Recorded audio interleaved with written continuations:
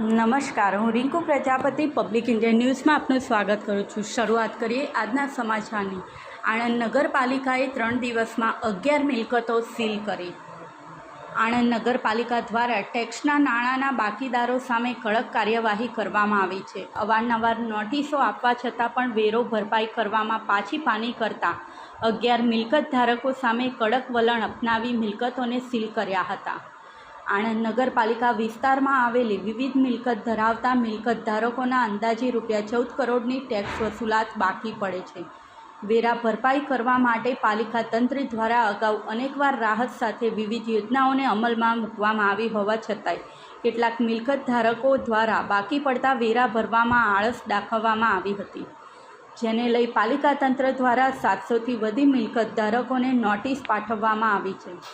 અવારનવાર નોટિસો પાઠવ્યા છતાંય મિલકત ધારકો દ્વારા ટેક્સ ભરપાઈ ન કરવામાં આવતા પાલિકા તંત્ર દ્વારા છેલ્લા 3 દિવસથી વેરા વસૂલાત માટે આકરું વલણ અપનાવવામાં આવ્યું છે।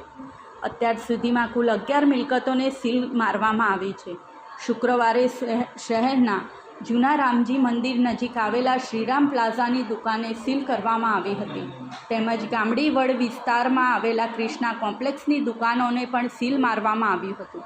આણંદ નગરપાલિકાના ટેક્સ વિભાગ કચેરી સૂત્રોના જણાવ્યા મુજબ પાલિકામાં ₹14 કરોડ જેટલા બાકી પડતા ટેક્સ વસૂલાત માટે સીલ મારવાની કામગીરી અપનાવવામાં આવનાર છે।